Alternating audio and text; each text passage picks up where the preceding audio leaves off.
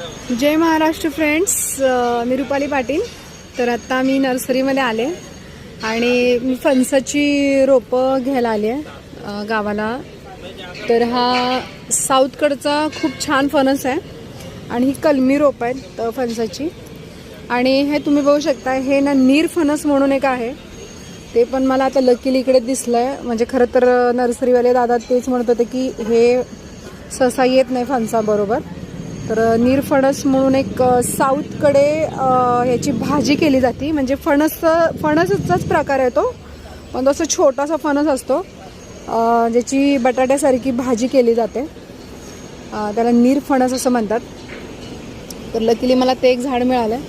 तर बघूयात आता, हे एक झाड घेते, चिक्कूचं आहे, पण चिक्कूमध्ये ना थोडंसं एक कलम त्याची खाली जरा मला डाऊट आहे, गावाला जाऊपर्यंत हे जर मधून कट गेला तर त्याची कलम तुटणार।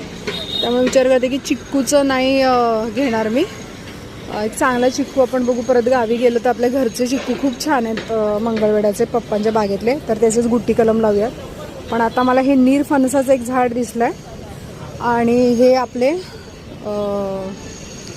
जे आपण खातो फणस जे विकायला येतात बाजारामध्ये, त्याच्यात एक कापा जातीचा जो असतो तो आहे हा। एक बरका आणि कापा असतो। बरका जातीचा चिकट असतो, घशामध्ये असं गिळला नाही जात फणस, आणि जो बरका जातीचा फणस आहे तो असा कडक असतो। तर ही दोन फणसाची ॲक्च्युली 3 आहेत टोटल।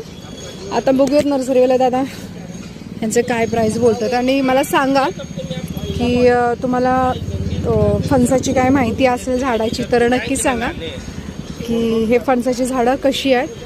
आणि आता आपल्याला ही गावाला लावायची।